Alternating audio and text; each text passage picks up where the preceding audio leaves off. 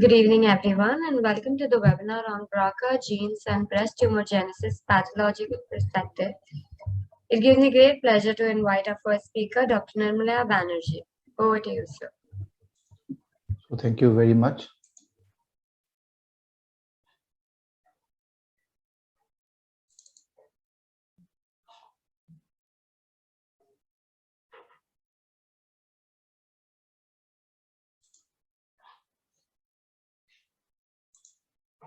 So my screen's visible? Yes, sir. So if you could try making it into full screen, present more. Yeah. Perfect, sir. I want to just off the video. So can you please do that? Sure, sir. It's done.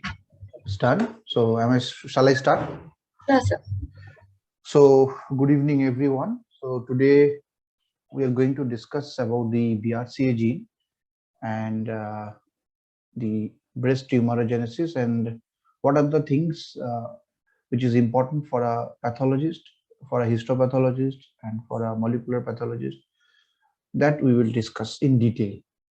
So to start with the genomic instability and carcinogenesis, we everyone know that carcinogenesis is basically a multi-step process. And as far as the genomic instability is concerned, it is very much closely related to the carcinogenesis. And a tumor can harbor one or more than one mutations controlling genomic instability, cell division, and cell death. There can be one or more than one mutations affecting these three possibilities. And genomic integrity is closely monitored by three well-known surveillance or housekeeping mechanisms. They are DNA damage checkpoint controller, DNA repair machinery, and mitotic checkpoint controller. And mutations affecting these are known as the driver mutations. So the next question obviously comes, what are the driver mutations and what is the passenger mutation? And what are the who are the driver genes basically? So nowadays, just because we have the NGS data in our hand, we can detect thousands and millions of mutations of a single tumor. But out of these n number of mutations, some of them provide selective growth advantage to the tumor. Like they control the blood supply, they control the gluconeogenesis, they control the glycolytic pathway, they control the formation of the tumor matrix. So these mutations are known as the driver mutations. And most of the times, oncogene and the tumor suppressor genes are known as the driver genes.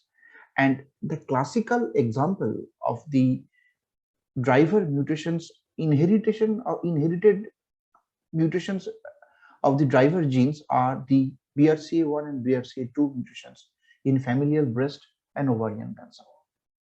Now coming to the location, as we all know that BRCA1 is located in the large arm of the chromosome 70 and BRCA2 in the large arm of chromosome 13. And these are the BRCA1 and BRCA2 related tumors.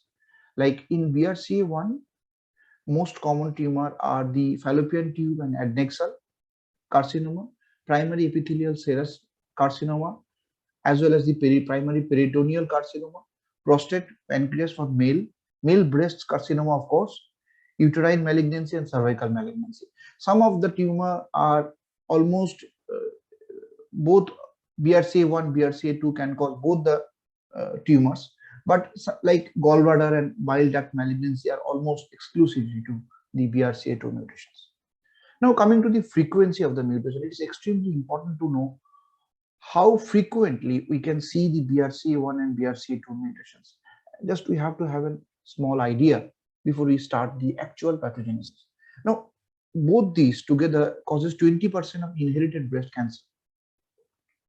And the carriers of these mutations causing 20 to 40% of the ovarian cancer risk and 60 to 80% of the lifetime risk of the CA breast. This is very important. A carrier has a 60 to 80% lifetime risk of CA breast. Sporadic carcinoma, BRCA1 and BRCA2, 50 to 70% of sporadic carcinoma breast can be associated with the BRCA1 and BRCA2 mutations. And a strong family history in BRCA related tumors is seen in approximately 10% of the cases. So with this, I want to highlight few important structural difference between these two genes. Like BRCA1 is relatively smaller than BRCA2, and the N terminal of BRCA1 containing ring domain and the C terminal containing the BRCT domain. Similarly, the BRCA2, the N terminal containing the trans-activating domain. We will come what exactly it does, and the C terminal causes nuclear localization signaling domain. Now, coming to the most important part, that what does BRCA do in the normal cellular activities? Like we all know that BRCA is most important, one of the most important function is the DNA damage and repair. Now, one of the faithful mechanism of DNA repair is the homologous recombination. Am I audible? Yes, sir. Okay. So most importantly, it takes part in the homologous recombination. Like if we classify the cell division in the S phase and G2M phase, in the S phase, BRCA1, complex C and complex B together, along with the exo1 and DNA2, they causes the replacement of the double-stranded binding protein 53BP1 at first. Then it causes the extension of the cut ends, and simultaneously the BRCA1 causes activation of the intra-S checkpoint controller. This is extremely important. Until and unless checkpoints are activated, no one can have a foolproof or corrected DNA in the next phase of the cell cycle.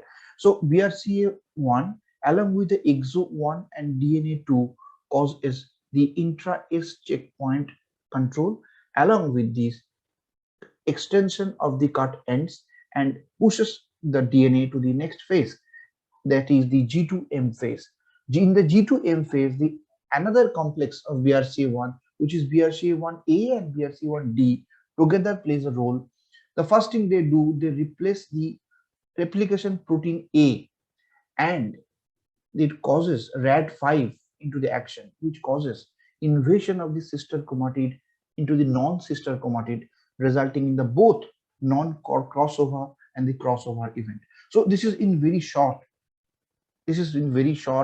How the homologous recombination occurs in the presence of intact DNA, intact BRCA, both copies of BRCA rather. If a single copy of BRCA is muted, then this phenomenon will not happen. Another most important, very important physiological role of the BRCA is the molecular switch. Now, why switch? Now, the same BRCA with the help of the co-activator, these yellow circles you can see, these are the co-activator proteins.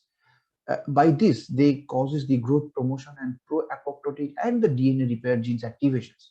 At the same time, the same BRCA1 with the help of co-repression, these red circles, they causes inhibition of the growth promoting. Like with the help of OCT1, P53, STAT1, they causes growth promotions. And at the same time, it causes inhibition of the ER and causes the uncontrolled proliferation of the ductal epithelial cells by the estrogen receptor. So it can senses the cellular need, and according to that, it replicates its functions in whatever way it has to be. So most importantly, this example can be explained by the BRCA related DNA damage uh, control. Now, when there is a DNA damage, it is sensed by the BRCA, and with the help of OCT1, it causes GADD45 activation, which is the growth arrest and DNA damage protein.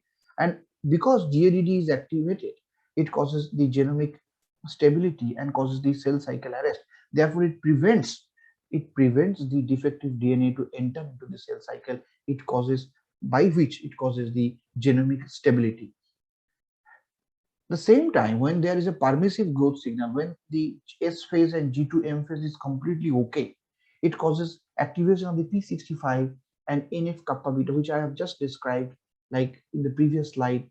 With the help of NFKB, it causes NF kappa beta activation and causes cell cycle progression and proliferation. So what I want to emphasize, that the single BRCA protein, it has a sense that whether the DNA is damaged or not. According to that, it modifies or switches on and switch off its function. Now, it is very important at this stage to understand that why BRCA1 mutant tumors are almost always estrogen receptor negative. Now, I describe it in a different way. I always say that the relationship between these two is a very complicated and rather one-sided relationship. Now, why one-sided? Because BRCA, or it on one hand, it helps estrogen receptor mediated signaling, and the other hand, it also inhibits the estrogen receptor mediated downstream effect. How? Because if you see this table, you can see that the BRCA, with the help of OCT1, this is the BRCA protein, with the help of OCT1, increase the expression of estrogen receptor alpha, which in turn causes BRCA1 mRNA transcription, and there is a positive feedback loop. This BRCA again causes increased estrogen ER alpha mRNA expression, which is causing the BRCA1 mRNA transcription. So this is the one part. This is one part of this positive feedback loop. But if you see this, the same BRCA, at the same time, it competes with the estrogen P300. Actually, basically, it has a structural homology with the P300, which is also a co-activator protein, and therefore it displaces the P300 and causes estrogen receptor mediated downstream signaling, and it causes repression of the ER alpha transcription on target. So, although ER alpha is fully promoting almost always BRCA transcription, but BRCA is not doing the same. At the certain point of time, physiologically, please try to understand, this is a physiological phenomenon. Physiologically, this BRCA is competing with ER alpha and displacing P300, causing repression of the transcriptional target. And that is why in our body, the ER alpha mediated uncontrolled proliferation of the ductal epithelium is getting inhibited, and that is why it is preventing the neoplastic progress. So this is how these one-sided relationships exist, and of course the intact both copies of BRCA1 is needed for the early progenitor to the alveolar ductal epithelial cells, which are almost always ER positive. So when one copy of BRCA1 is absent, there is expansion of the luminal progenitor group, and if both the copies of BRCA1 is absent, there is an expansion of the early progenitor group. That means there is some kind of stemness will be there in the BRCA1 mutated tumor, and the tumor failed to express estrogen receptor on the nuclei, and therefore they are most of the time estrogen receptor negative. Here also I am explaining the same. The BRCA1 mutant tumor, they fail to express the estrogen receptor, and there is some kind of this maturation is not occurring, and therefore almost always 90% of the BRCA linked tumor are ER negative. So with this concept, let me discuss something about the genetic pathways in short about both the genes. Like if the BRCA1 is mutant, it mandates the tumor development in a predefined pathway. That means EGFR, c-MYC, or P53. These are three signature genes which are altered in the BRCA1 tumor, mutant tumor, or in case of BRCA2 phenotype, you will never see. It is just opposite. You will never see the EGFR, c-MYC, or TP53 mutations. There is no such predefined pathway of BRCA2 develop, BRCA2 mutant tumor, and that is why the character. This is extremely important to understand. This is that there is a basic difference between the clinical, morphological, genetical, as well as the prognostic and to some extent therapeutic implications of the BRCA1 and BRCA2 mutant tumor. Like if you see that the BRCA1 mutant tumors have propensity to the lung and breast mets, whatever possible. If there is an adnexal tumor, it will show a breast mets and the lung mets. Whether in BRCA2, it shows a soft tissue mets most prominently. Lymphocytic infiltration will be there most importantly in the BRCA1 mutant tumor, which may or may not be in case of BRCA2. Apart from this, the most important difference which I want to highlight, and I will take my discussion to the next very level, that please look at this difference, that the BRCA1 mutant tumors are mostly TNBC, which is a triple negative, and they express the basal markers, which is the CK56 and CK14. Whether in BRCA2 it could be TNBC, but they may not be basal-like. So now this question automatically comes that what is TNBC and what is the basal-like? So for this, you need to understand some basic concept. Like this is the TDLU, right? This is the ductal epithelial cells, and these are the basal cells, and these are the differentiated myoepithelial cells. This is the extracellular matrix.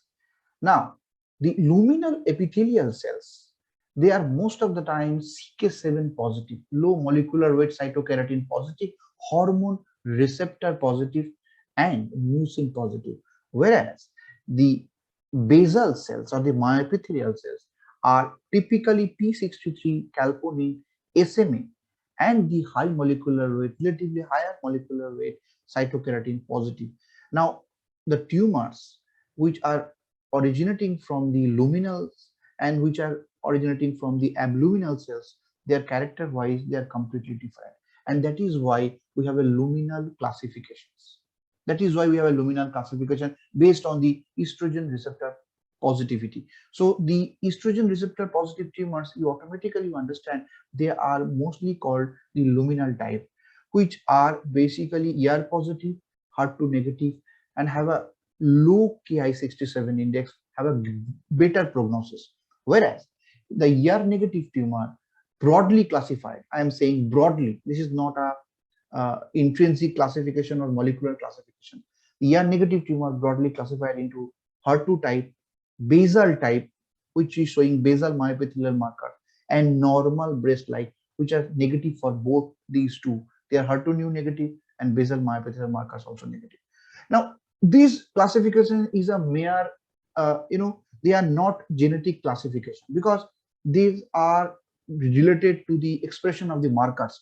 But if you see this intrinsic classifications or based on the genetic signature, the classification literally differs.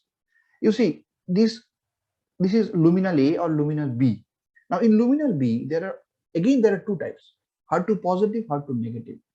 Of course, there is one separate HER2 enriched type, which is of course a non-luminal because they are ER/PR negative, and there is another completely separate group which is negative for HER2 also and ER/PR also, and have a high Ki67 index. This group is known as the triple negative group.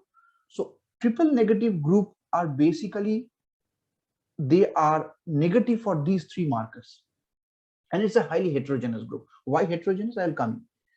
Now, mostly they occur in a premenopausal woman. Again, there are some special characters. Premenopausal woman under 40, although I'm not saying that it is never occurs in a postmenopausal woman, it may occur, but mostly. And it is highly invasive tumor, high grade tumor, poor prognosis, and have a propensity of the metastasis to the brain and lung and to the solid organs, distant solid organs. Median survival is of course poor, and the recurrence rate are relatively higher. Now, Lehman et al. In the 2011, he first tried to classify the TNBC group based on the underlying genetic signature. Now, according to them, there are 7 groups, which each group have a different signature mutations. Like Basal-like 1 and 2, one has a cellular proliferation gene mutation, another one is having growth promoter signaling mutations. So based on these, he has divided into 7 Basal-like 1 and 2 immunomodulatory mesenchymal stem cell like LAR or luminal androgen receptor type which is have a propensity to showing AR positivity, and another is the genetic unstable.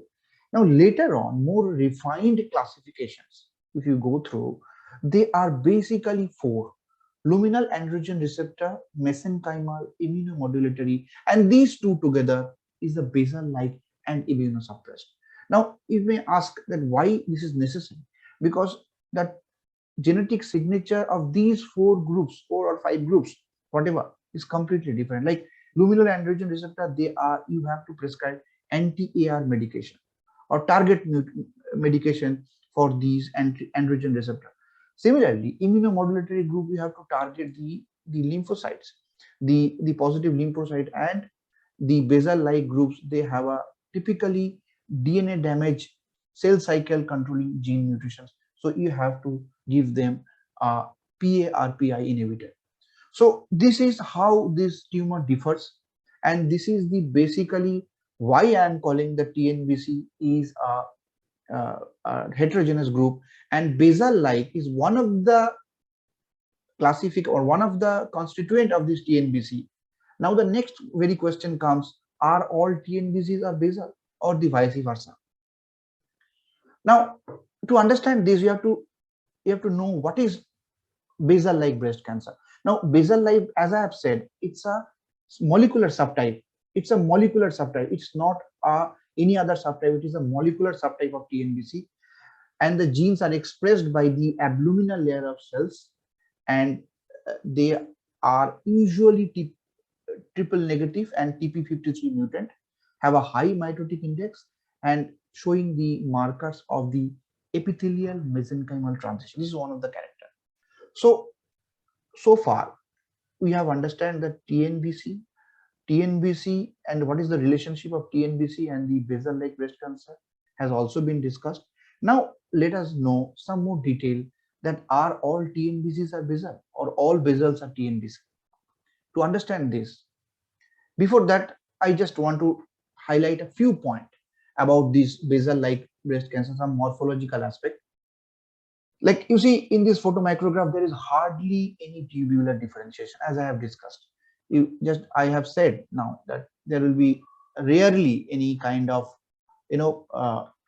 tubular differentiation in this, like this. So TNBCs, yeah, so they are highly invasive and they have a distance metastasis and they are highly heterogeneous. So you will never get a clear-cut tubular differentiation in a TNBC group or the basal group, and this type of central necrosis and high mitosis is very common.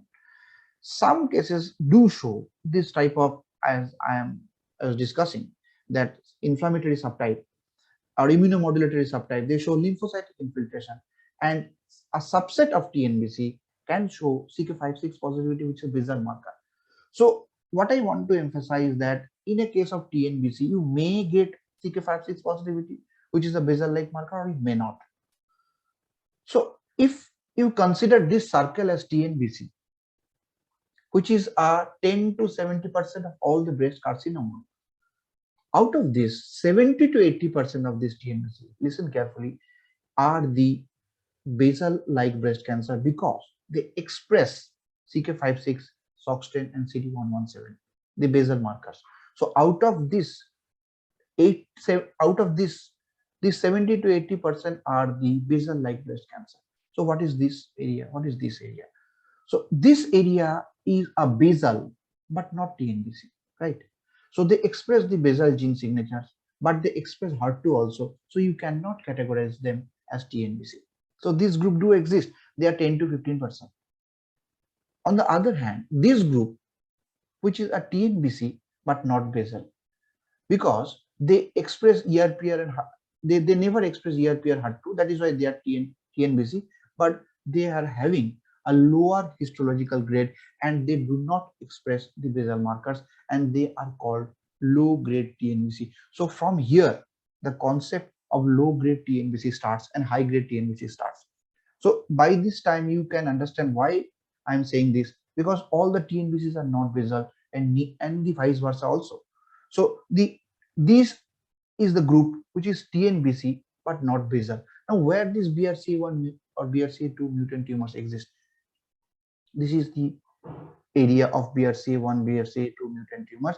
They are 5 to 10% of all TNBC. They could be basal, may not be, but mostly yes, they are triple negative and basal. So this is how this TNBC we classify morphologically, low grade and high grade. These are the least of the tumors which are mostly showing good prognosis. They are low grade, but they are also TNBC.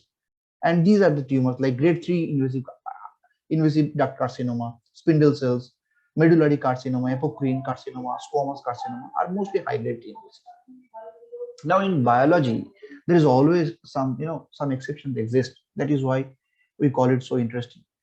Recently, one of the case report published not recently, is a year ago, I have published one case report as a secretory carcinoma which exhibits low-grade triple negative features, but it's a quite unique. Now, why unique? Because I have mentioned clearly that this tumor, secretory breast cancer, it is triple negative and also express the basal cell markers because they are positive for CK56, 1417 and CD117. In our case also, we have shown this triple negativity and CK56 and S100 positivity and also the underlying genetic abnormality, this ETV6 NTRK, that also we have shown. But in spite of being TNBC, in spite of being basal, they are having good prognosis. This is unexplainable. Yes, so this is quite unexplainable that secretory breast carcinoma, which is of course a low-grade TNBC, which is showing basal cell markers or the basal-like features, but they are having good prognosis, and most of the time it does not require an aggressive treatment. It has a less propensity to lymphatic spread also. So this is an exception. That is why it is we need to highlight this. So I want to conclude my discussion with the recent concept of BRCAness. So if you remember, the total replication fork protein, which all are required for the homologous recombination, which I was discussing at the onset, there are a lot of proteins apart from BRCA1 and 2, like replication protein, other protein like DNA1, EXO2.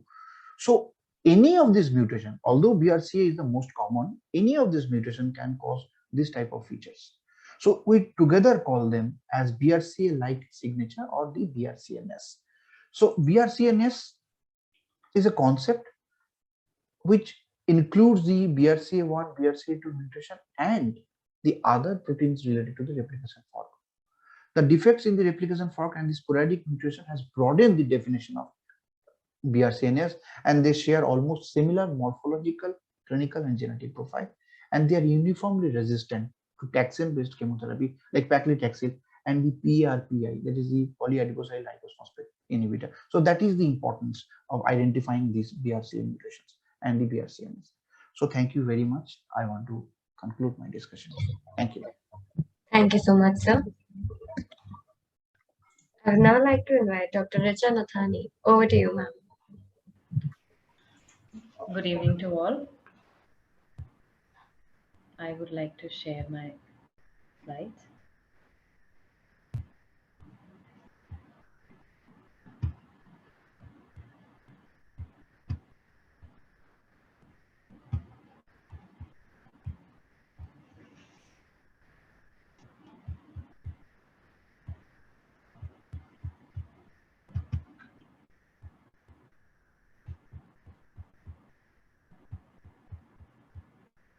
Are my slides visible? Yes, ma'am. Okay. So thank you for the kind introduction.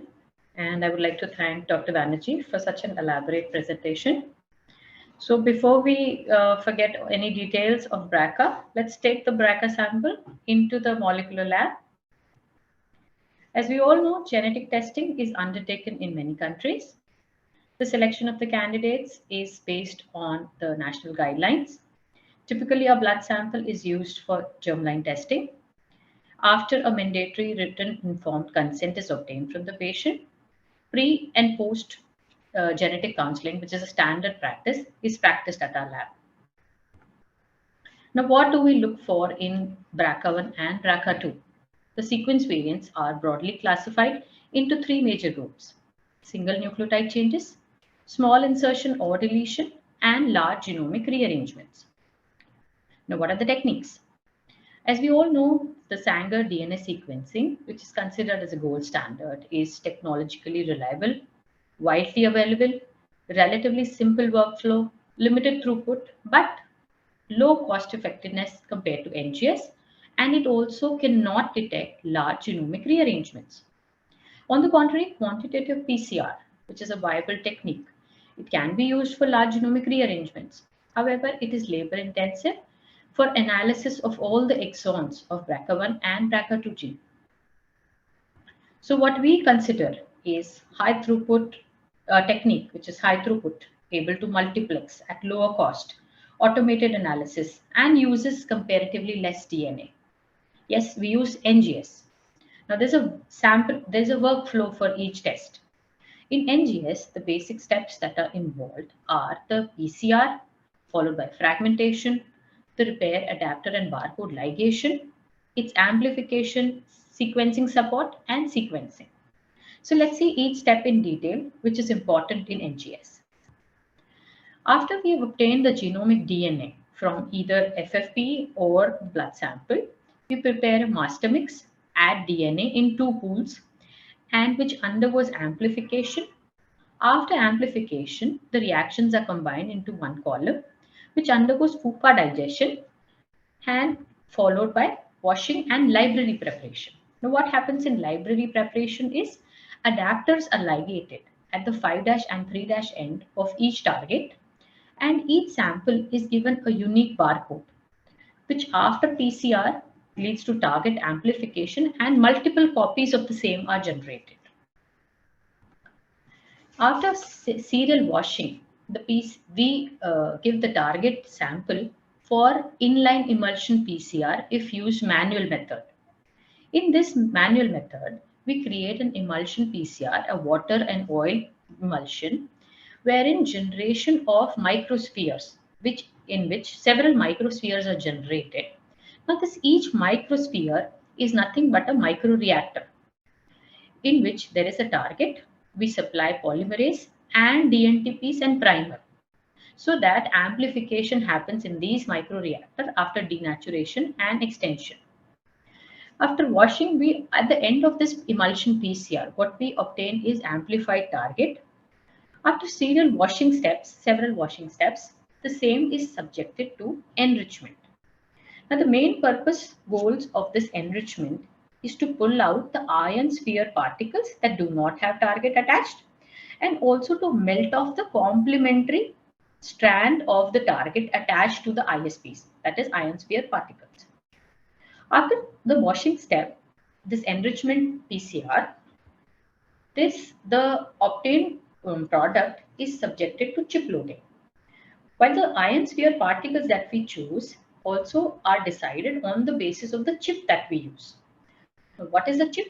A chip is nothing but a machine which has several wells on the top with an ion sensitive layer at the bottom and a sensor below it. Now, what does this chip actually do? The chip, before loading the chip, the machine that we use for sequencing has to be initialized an hour ago. What actually happens in each well of this chip is DNTPs are sequentially flowed all into wells one at a time. When one of the DNTP incorporates, it releases a hydrogen ion, creating a pH change. Now, the sensing layer, which is at the bottom of the well, sends signal to the sensor plate, which transmits ion to the field effective gate, transitor gate, wherein this gate registers a voltage change. Now, this voltage change is nothing but proportional to the number of the bases that are incorporated during each reaction. So this process goes on for 2.5 hours in all the cells simultaneously, and the data is collected. Now, in between the sample that we have received and the result that is generated is the main part, that is the data. Now, is the data very easy? So there is a lot of raw data which has to be converted into meaningful data. For example, when whole genome sequencing is done, there is generation of 3 billion bases, which at 40x coverage becomes 120 billion. So the alignment is the key to analysis. Why? Because many bases do not fit to alignment, maybe because of sequencing error, structural variant, or many pieces may fit into many places, which could be because of low quality reads, satellite repeats, low complexity region, or short reads.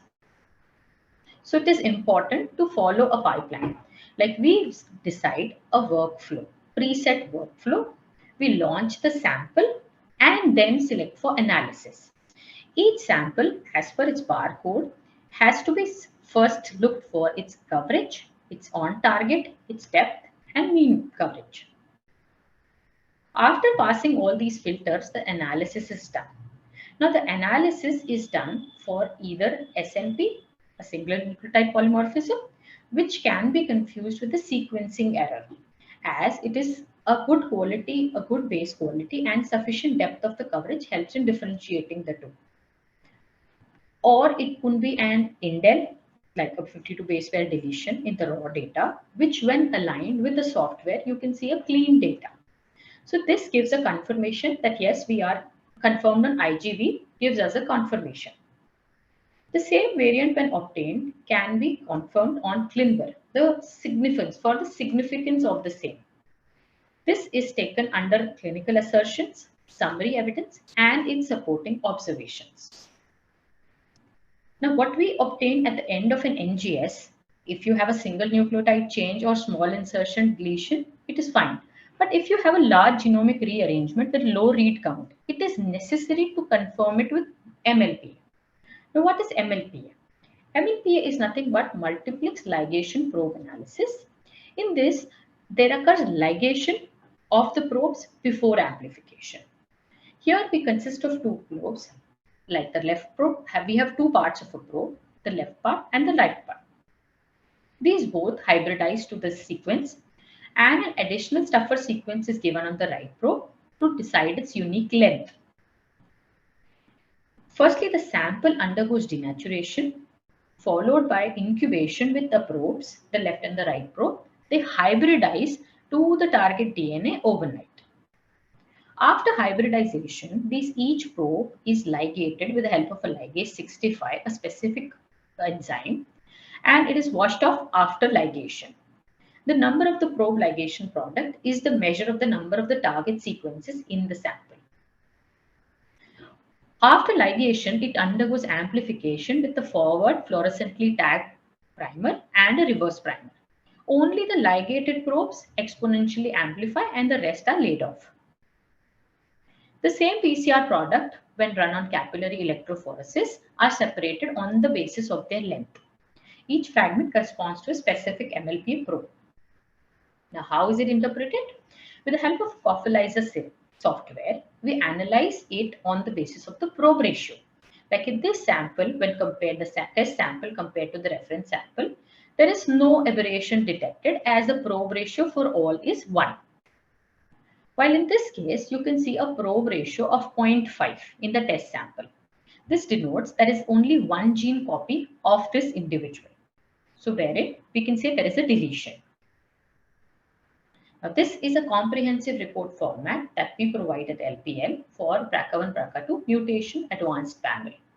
Wherein here is a 52-year-old female, whole blood sample, we found a heterozygous pathogenic mutation, which according to ClinVar was pathogenic, and according to the variant interpretation, there is an acceptor there is a mutation in the intron 3 of BRCA1 gene. Here the coverage is 100% with a depth. A minimum depth of 100x is acceptable, but herein we provide 3760 depth for the same. And the same mutation, the several cancer risks have been provided in both the genders and for all the cancer types. Yes, with the advancement of our tools and knowledge in genomics, we will accumulate unprecedented capabilities to interpret our genome and unleash the full potential of next generation technology in the years to come. Here I conclude. Thank you.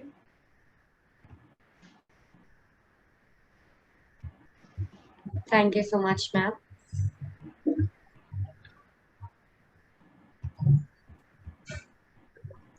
If anybody has any questions, I would request you all to post it in the chat box.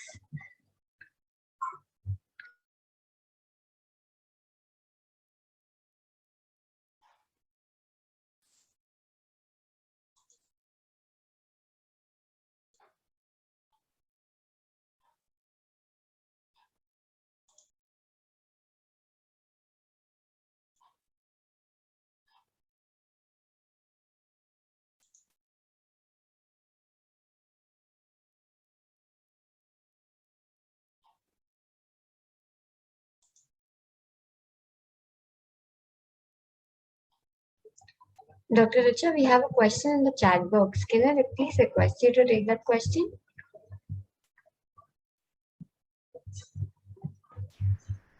Hello. Yes, ma'am. Yes, yeah, I read the question.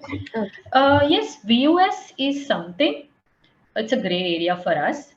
VUS is something that we detect. Yes, we have come across a mutation in the patient, but the clinical significance of which is undermined, as in there has been less data available to call that mutation as the cause of the any defect in the patient, or it is risk to the patient. The mutation definitely is there, but with time, when data arrives, we can definitely cross-check the previous VUS that has been reported.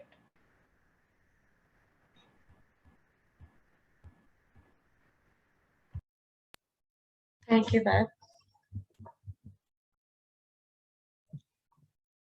Dr. Nirmala, can I request you to take the question, sir? Okay. So the questions are being posted in the chat box. Okay. It is BRCA testing only limited for screening, or does it have a role in testing it in a tumor tissue also? Of course, it has. I mean, if the clinician suspect that it is a TNBC, it is related to the BRCA mutation, he or she sends the sample to the molecular lab. I think Dr. Richa can also add some point onto it, that which are the candidates of the BRCA testing.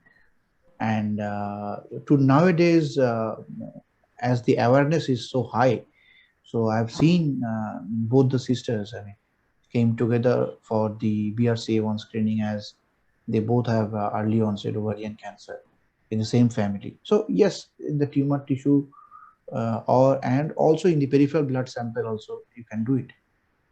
Predominantly you do it from the peripheral blood. So yes, it has a role in the screening, of course. I agree with sir.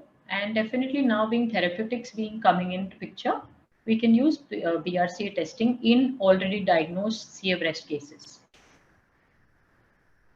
So I want to ask Dr. Richa, so you take the peripheral blood sample or you take something else? So we take peripheral blood sample for germline, and Okay. we take the block for somatic testing. Okay.